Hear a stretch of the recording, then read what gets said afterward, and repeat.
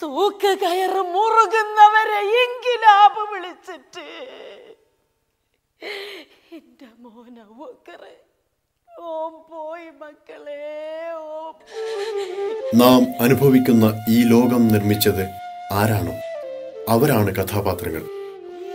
കരച്ചിൽ പോലെ, ചിരി പോലെ സ്വാഭാവികമായി രചിതാ മധു കഥാപാത്രങ്ങൾ പകർന്നാടി. ആധുനികത സമ്മാനിച്ച അനർത്ഥങ്ങളിൽ നിന്നും ഒഴിഞ്ഞുമാറി മനുഷ്യപ്പറ്റിന്റെ വഴിയിലൂടെ നാടകത്തെ നടത്തിയതിന് കരിവള്ളൂർ മുരളിക്കും അഭിമാനിക്കാം.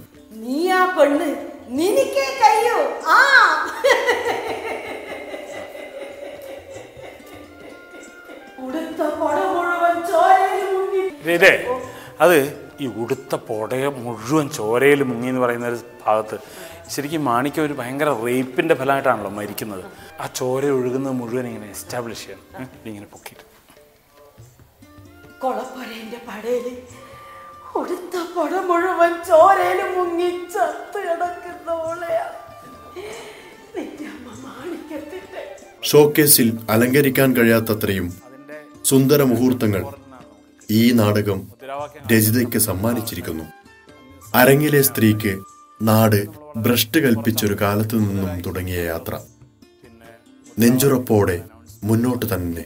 വളരെ സജീവമായൊരു ട്രാക്ക് നമുക്ക് പുറത്തു പോകാം. ശരി, നമ്മൾ സ്ക്രിപ്റ്റ് വായിച്ചല്ലോ, ഇനി നമുക്കൊന്ന് തുടങ്ങാം, ചെയ്തു നോക്കാം. അതാണല്ലേ ഇങ്ങനെയൊരു നാടകം വേണമെന്നത് സത്യത്തിൽ രചിതയുടെ ഒരു ആഗ്രഹവും നിർബന്ധവുമായിരുന്നു. ഞാൻ രചിതയെ പരിചയപ്പെടുന്നത് തന്നെ രചിത നാടകവേദിയിലേക്ക് വന്ന ഉടനെയാണ്. അന്ന് തൊട്ട് തന്നെ ഞാൻ ശ്രദ്ധിക്കാൻ തുടങ്ങിയത് അഗാധമായ ഒരു തരം ആത്മസമർപ്പണം. അതാണ് രചിതാ മധു എന്ന അഭിനേത്രിയുടെ ഏറ്റവും പ്രധാനപ്പെട്ട ഗുണം എന്നാണ് ഞാൻ കരുതുന്നത്. അതുകൊണ്ട് കഴിഞ്ഞൊരു 10-30 വർഷമായിട്ടുള്ള രചിതയുടെ ഈ അരങ്ങിലെ വളർച്ച മുഴുവൻ അടുത്തു നിന്ന് നിരീക്ഷിക്കാൻ അവസരം ഉണ്ടായിട്ടുള്ള ഒരാളാണ് ഞാൻ. ഒരു സ്ക്രിപ്റ്റ് തയ്യാറാക്കുകയും ആ സ്ക്രിപ്റ്റിൻ്റെ അടിസ്ഥാനത്തിലുള്ള ഒരു രൂപം എൻ്റെ മനസ്സിലുണ്ടാവുകയും ചെയ്തിരുന്നെങ്കിലും ഞാനും രചിതയും തമ്മിൽ നടത്തുന്ന ഒരു കൊടുക്കൽ വാങ്ങലിലൂടെയാണ് യഥാർത്ഥത്തിൽ അത് വികസിച്ചു വന്നത്.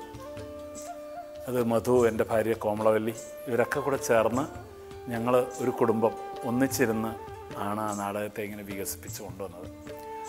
100 കണക്കിന് അവതരണങ്ങൾ ഞാൻ കണ്ടിട്ടുണ്ട്. 1000-ഓടടുക്കുകയാണ് ഇതിൻ്റെ അവതരണം. ഒരുപക്ഷെ ലോകത്ത് തന്നെ ഇത് ഒരു സർവകാല റെക്കോർഡായിത്തീരുകയാണ്. ഒരു സ്ത്രീ ഒറ്റയ്ക്ക് നടത്തിയ അവതരണങ്ങളുടെ ചരിത്രത്തിലെ ഏറ്റവും വലിയൊരു റെക്കോർഡായിത്തീരുകയാണ്. എൻ്റെ ഈ സംഭാഷണങ്ങൾ ഒരുപക്ഷെ 60 വർഷത്തെ കേരളത്തിൻ്റെ ചരിത്രത്തോടുള്ള എൻ്റെ പ്രതികരണങ്ങൾ, അതിലുള്ള എൻ്റെ വളരെ നിലീനമായ കുറേ സങ്കടങ്ങൾ, ഇത് മുഴുവൻ ആർത്തു വിളിച്ച് ഈ കേരളത്തോട് പറഞ്ഞു നടക്കുന്നത് രചിതയാണ്. അത് ഉമ്മയുടെ യഥാർത്ഥ പ്രായത്തിലും രചിത തുറന്നുകൊണ്ടിരിക്കും എന്നാണ് ഞാൻ പ്രതീക്ഷിക്കുന്നത്, ഒരുപക്ഷെ ആഗ്രഹിക്കുന്നത്.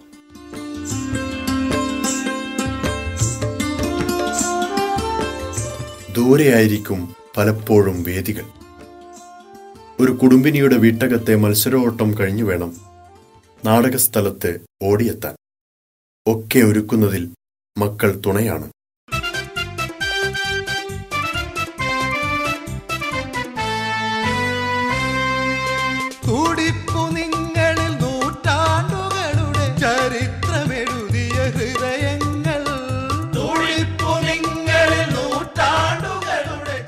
പിന്നണി പ്രവർത്തനത്തിൽ മധു പ്രകാശ നിയന്ത്രണം നടത്തുന്നു. രംഗമൊരുക്കി വേദി തയ്യാറാക്കുന്നതും ഇദ്ദേഹം. സമരമുഖത്തേക്കുള്ള ഈ യാത്രയിലും കുടുംബം ഒന്നിച്ച്. അപ്പോഴാണ് ഇതൊരു നാടക വീടാകുന്നത്.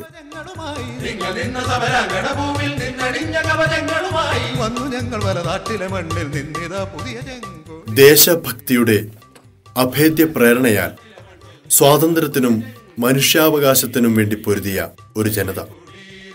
തങ്ങളുടെ കയ്യിലെ കീറത്തുണി കൊണ്ട് മണ്ണ് പുതപ്പിക്കുവാൻ സാഹസപ്പെട്ടവർ. ഇവരുടെ ഓർമ്മകളിൽ നിന്നുകൊണ്ട് ഒരു സംഘം അന്നും ഇന്നും അരങ്ങിനെ തീപിടിപ്പിച്ചു. അവർ നാടക പ്രവർത്തകർ. അവരിൽ ഒരാളായി പെൺശബ്ദം മുഴങ്ങുന്നു. രചിതാ മധു എന്ന അഭിനേത്രി.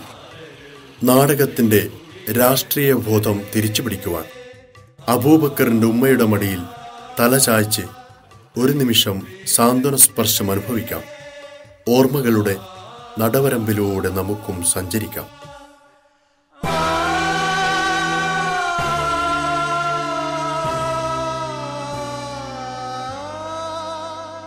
പ്രിയ സദസ്സ്, നാടകം തുടങ്ങുന്നു.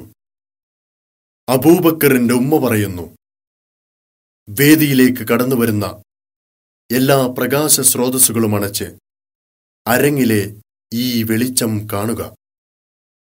അബൂബക്കറിന്റെ ഉമ്മ പറയുന്നു.